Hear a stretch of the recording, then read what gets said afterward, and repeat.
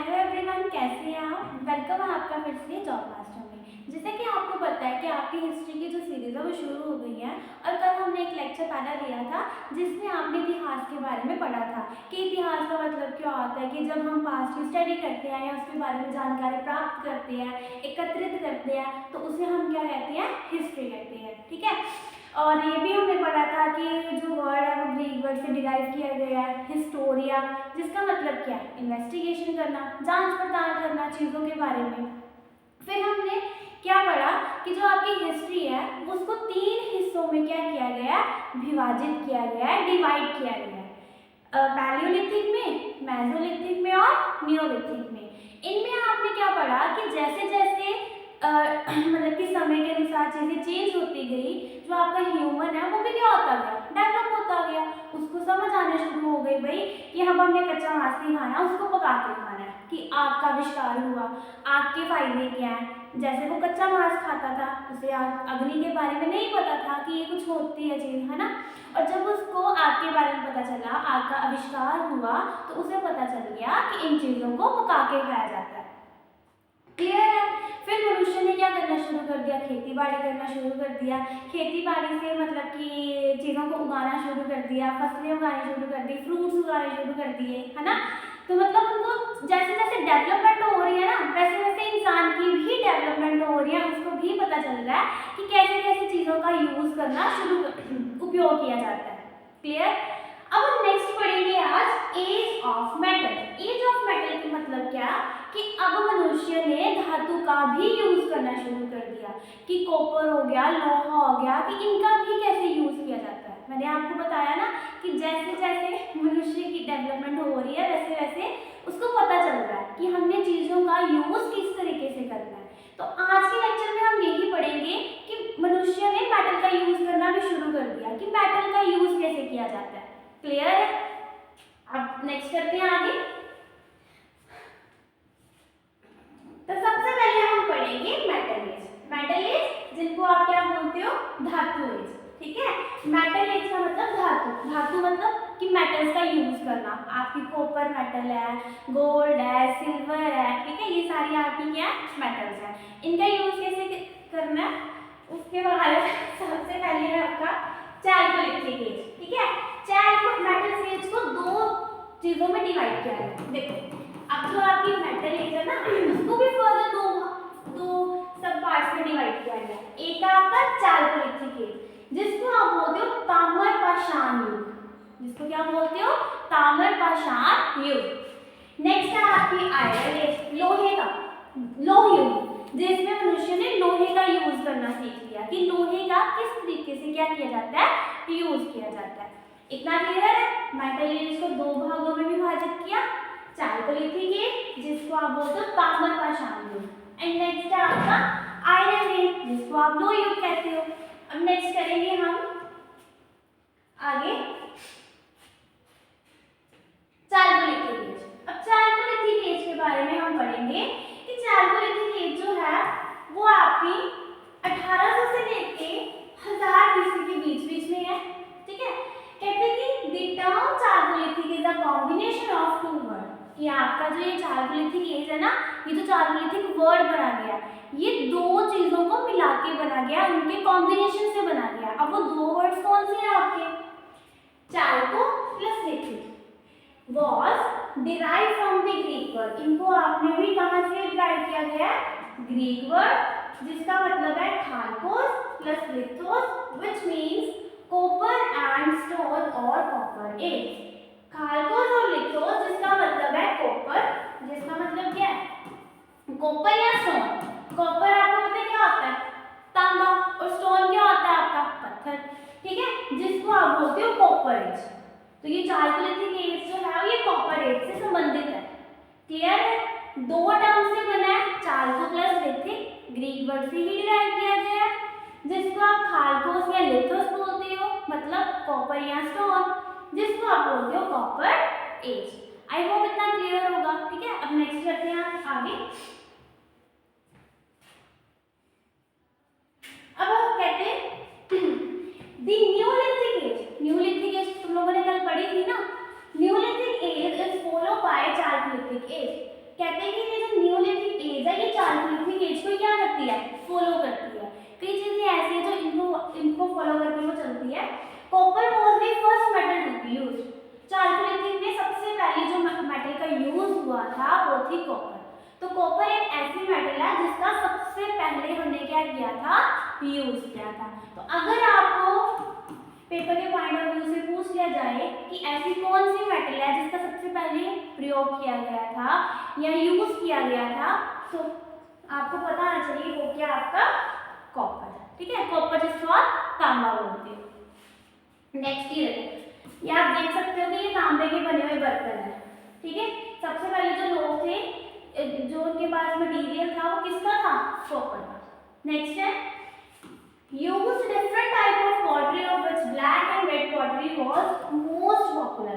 मैंने आपको ये भी बताया था pottery मतलब मिट्टी के बर्तन। लोगों ने मिट्टी के बर्तन बनाना शुरू कर दिए, उनका यूज करना शुरू कर दिया। अब जो मिट्टी के बर्तन थे उनके ऊपर कलर करना शुरू कर दिया। तो उस टाइम पे जो कलर किया जाता था वो रेड और ब्लैक कलर का किया जाता था, जो कि उस टाइम पे बहुत ज्यादा प्रसिद्ध था, या फिर आप कह सकते हो कि फेमस या पॉपुलर था। ठीक है, इसमें हमने पढ़ा कि जो ये आप देख लो डायग्राम में कि आपके मिट्टी के बने हुए बर्तन है जिसके ऊपर जो हमने कलरिंग की हुई है वो रेड कलर की और ब्लैक कलर की हुई है। उस समय के ये जो दो कलर है ये फेमस या पॉपुलर या प्रसिद्ध जिसको आप बोलते हो वो है। तो न्यूलिथिक एज जो है वो चालकोलिथिक एज को फॉलो करती है। और अगर आपसे पूछ लिया जाए कि कौन सी ऐसी मेटल है जिसका सबसे पहले यूज करना शुरू किया, तो कॉपर है। डिफरेंट तरह के मिट्टी के बर्तन बनाना शुरू कर दिए जिसके ऊपर ब्लैक या रेड कलर से क्या किया जाता था, डिजाइन किया जाता था या फिर उनको कलर किया जाता था। नेक्स्ट करेंगे आगे। अब आपका नेक्स्ट है विलेज इकोनॉमी। ठीक है, विलेज इकोनॉमी तो आपको पता ही है, जो पैसे मतलब कि पैसे से संबंधित। Lived in thatched house. ये थैच्ड हाउस में रहते थे। Worship the bull. बुल्स की क्या करते थे, पूजा करते थे, पूजा पाठ किया जाता था उनका। डोमेस्टिकेटेड एनिमल, ये तो आपको पता ही है, जानवरों को पालना शुरू कर दिया। ठीक है, जानवरों को पालते थे। प्रैक्टिसेस एग्रीकल्चर, खेती बाड़ी करना शुरू कर दिया। ये आप देख सकते हो कि जिस टाइम पे चाइल्ड एज में जो लोग रहते थे वो इस तरीके की गुफाएं थी जहाँ पे वो रहते थे। ठीक है, और क्या करते थे, पशु चराना शुरू कर दिया, पशु चराते थे। फसल उगाना शुरू कर दिया, उनको पता चल गया फसल कैसे उगाई जाती है, उसको कैसे प्रयोग में लगाया जाता है। फिर किसकी वर्शिप करते थे, किसकी पूजा करते थे, बुल्स की। ये बुल की क्या करते थे, पूजा करते थे। क्लियर। नेक्स्ट है आगे साइट्स ऑफ। अब हम नेक्स्ट करेंगे साइट्स ऑफ चालकोलिथिक एज, मतलब ताम्रपाषाण युग के स्थल कि कहाँ चालकोलिथिक जो है वो साइट्स पाई जाती है। ठीक है, तो सबसे पहले राजस्थान में, फिर महाराष्ट्र में, वेस्ट बंगाल में, बिहार में और मध्य प्रदेश में।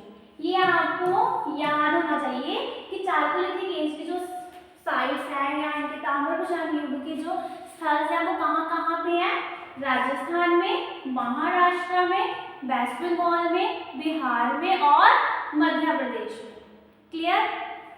ये इनकी साइट्स थी जहां ये चालकोलिथिक एज जो है वो मिलती है। अब नेक्स्ट आगे चलते हैं। अब आपका नेक्स्ट है, नेक्स्ट करेंगे main occupation of the phase were hunting, fishing and farming. इनका जो कमाई का साधन था ना, जब मेन ऑक्यूपेशन आप कह लो कि जिससे इनको कमाई का साधन दिखता था या मिलता था, हंटिंग शिकार करके, फिशिंग तो आपको पता ही है मछली पकड़ना है ना, फार्मिंग या खेती करके। ये तीन चीजें ऐसी थी जिनको करके ये क्या करते थे, अपनी मेन ऑक्यूपेशन मतलब जो पैसे का साधन था वो करते थे। Major crop cultivated here. अब ये जो मोस्ट फेमस वहाँ की जो फसलें हैं, कौन कौन सी वहाँ पे जो फसल उगाई जाती थी, तो वो कौन कौन सी फसल उगाई जाती थी, बार्ले मैंने आपको पहले ही बताया, जिसको आप क्या बोलते हो, जौ बोलते हो। वीट आपके क्या हो गए, चावल हो गए, बाजरा हो गया, मक्की है ना, ज्वार हो गई, रोटी, ग्रीन पी दालें होगी, ब्लैक ग्राम आपके ये सारे, तो ठीक है, ये मेन फसलें थी जो उस टाइम पे ये जो लोग थे वो करना पसंद करते थे, जिनके बारे में उन्हें जानकारी थी। Clear? People had knowledge of spinning and weaving. अब इन लोगों को ये भी नॉलेज थी कि क्या मतलब कि ऊन जो वीविंग है वो कैसे की जाती है, ठीक है, ऊन से कैसे स्वेटर बुनी जाती है, मतलब इनको बुनाई की भी क्या थी, नॉलेज थी। तो इस एज में आपने क्या पढ़ा कि चालकोलिथिक के जो लोग हैं उनका अगर मुख्य ऑक्यूपेशन जो है वो कहाँ से आती है, ठीक है, जो कमाई के साधन थे तो वो क्या थे, हंटिंग, शिकार करना, ठीक है, क्लियर इतना, फिशिंग करना, मछली पकड़ना, या फिर फार्मिंग करना, खेती बाड़ी करना, ठीक है। और जो इनकी खेती बाड़ी जो करते थे, जो ये मुख्य फसलें जो ये ग्रो करते थे, जो मुख्य फसलें इनकी उगाई जाती थी वो क्या थी, बार्ले, बार्ले मतलब जो वीट, चावल, ठीक है, बाजरा, ज्वार, ग्रीन पी, ब्लैक ग्राम, ये इनकी मुख्य फसलें थी जो ये क्या करते थे, कल्टीवेट करते थे, उनको उगाते थे। कहते इस टाइम के जो लोग थे उनको नॉलेज थी कि कैसे हमने बुनाई करनी है ना, बुनाई की भी उन्हें नॉलेज थी। ये अभी से नहीं ये चीजें चल रही, ये पिछले टाइम से चल रही हैं, उनको पीछे इतिहास में लोगों को नॉलेज है, फिर ही अभी तक ये चीजें हुई हैं। तो वहाँ के जो लोग थे, उस टाइम के जो लोग थे, उनको भी पता था कि कैसे फसल उगानी है, कैसे ये बुनाई करनी है। इतना क्लियर है? नेक्स्ट करते हैं आगे।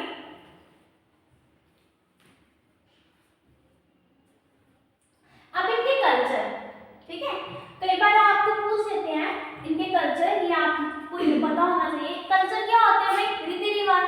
हर एक इंसान का कल्चर होता है, अपना अपना कल्चर होता है, ठीक है। अगर कोई पंजाब में रहता है तो उसका अपना कल्चर होगा, अगर कोई असम में रहता है तो उसका अपना कल्चर होगा। तो चालकोलिथिक कल्चर के बारे में पढ़ना है और उनकी साइट्स। सबसे पहले आहार कल्चर। अब ये जो आहार कल्चर था ये कहाँ पे था? आहार, राजस्थान में, ठीक है, याद रखना आहार कल्चर कहाँ पे था? आहार, राजस्थान में। गायलैंड एक्सेट्रा, यहाँ पे ये कल्चर था। कथ्या कल्चर, ये इंपॉर्टेंट है, ये कल्चर आपसे पूछा भी जाता है कि कथ्या कल्चर जो था उसकी साइट्स क्या है, तो मध्य प्रदेश में, ठीक है। आपका जो कथ्या कल्चर है वो कहाँ पे है? मध्य प्रदेश में। नेक्स्ट है मालवा कल्चर। आपका ये जो मालवा कल्चर है वो कहाँ, कौन सी साइड है? नर्मदा एंड इट्स ट्रिब्यूटरीज इन गुजरात। गुजरात की जो ट्रिब्यूटरीज है या नर्मदा में आपका कौन सा कल्चर पाया जाता है? मालवा कल्चर। लास्ट आपका स्वादा कल्चर। अब ये जो स्वादा कल्चर है ये धुलिया डिस्ट्रिक्ट ऑफ महाराष्ट्र, महाराष्ट्र की डिस्ट्रिक्ट है धुलिया, जहाँ पे ये स्वादा कल्चर आपको मिलता है। तो आपको पता चल गया कल्चर। आहार कल्चर कहाँ पाया जाता है? आहार, राजस्थान में। कथ्या कल्चर मध्य प्रदेश में। मालवा कल्चर नर्मदा और ट्रिब्यूटरीज ऑफ गुजरात। और जो स्वादा कल्चर है वो कहाँ पे है? महाराष्ट्र की एक डिस्ट्रिक्ट है धुलिया, वहां पे आपका क्या कौन सा कल्चर पाया जाता है? स्वादा कल्चर। उम्मीद करती हूँ कि इतना आपको समझ आया होगा। अब नेक्स्ट करते हैं आगे।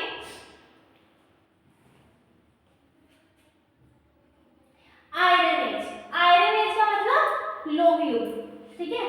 आयरन एज का क्या मतलब है? जिसको आप क्या बोलते हो?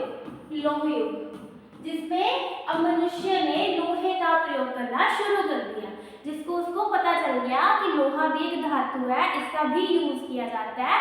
इस पीरियड में उसको लोहे के बारे में पता चला, तो जिसको आप क्या बोलते हो? Iron age. ये देखो आपको ये इंसान दिख रहे होंगे, ये क्या कर रहे हैं? ये लोहे को क्या कर रहे हैं? गर्म कर रहे हैं और उसके ऊपर बीटिंग कर रहे हैं, उसको मार रहे हैं, ठीक है। तो इसी युग में उसने लोहे का यूज करना सीख लिया। अब हम आगे करते हैं, आयरन एज के बारे में पढ़ेंगे, अपने लोह युग के बारे में पढ़ेंगे। तो सबसे पहले iron is frequently refer to the Vedas. कहते हैं कि सबसे पहले आयरन को जो रेफर किया था, सबसे पहले आयरन को किसने रेफर किया था? वेदास ने, ठीक है। Iron age is southern peninsular part, ये सर्दर्न पेनिनसुलर पार्ट का हिस्सा माना जाता है। Megalithic burials large form. Burials का मतलब क्या होता है कि जब इंसान मर जाता है आप उसको दफनाते हो ना, उसको बोलते हैं ब्यूरल्स। क्या होता था कि उस टाइम पे जब लोगों को दफनाते थे तो उनके आसपास ये पत्थर क्या दिए जाते थे? बड़े बड़े पत्थर, ठीक है। लास्ट में उन्होंने बोला कि बड़े बड़े पत्थर आसपास रख देते थे। जब किसी इंसान को दफनाते हैं, आप बोलते हैं ना उसे कब्र वगैरह, जब उसकी कब्र दफनाई जाती थी तो उसके आसपास बड़े बड़े पत्थर क्या कर दिए जाते थे, लगा दिए जाते थे। Burial pits were covered with these stone, कहते हैं जो ब्यूरल पिट्स थे, जो कवर थे, उनको आप किससे कवर करते थे, स्टोन से कवर करते थे, बड़े बड़े पत्थरों से उसको क्या करते थे, कवर करते थे। क्लियर? आयरन एज क्या होती है? आयरन एज को सबसे पहले किसने रेफर किया, वेदास ने रेफर किया। फिर कहते हैं कि मतलब कि जब इनके ब्यूरल्स वगैरह, जब इनकी कब्र्स वगैरह को दफनाया जाता था तो किससे कवर किया जाता था, आसपास बड़े बड़े पत्थरों से। ये आप पिक्चर देख भी सकते हो कि जैसे कवर की गई है और उसको आसपास कवर किया गया किससे, स्टोन से, बड़े बड़े पत्थरों से। तो उम्मीद करती हूँ कि आज का सेशन आपको अच्छा लगा होगा। ठीक है, अब हम नेक्स्ट सेशन में कवर करेंगे इंडस वैली सिविलाइजेशन, उसके बारे में कवर करेंगे अच्छे से। अगर ये लेक्चर आपको अच्छा लगा होगा तो प्लीज इस लेक्चर को शेयर, कमेंट जरूर करना। Thank you so much.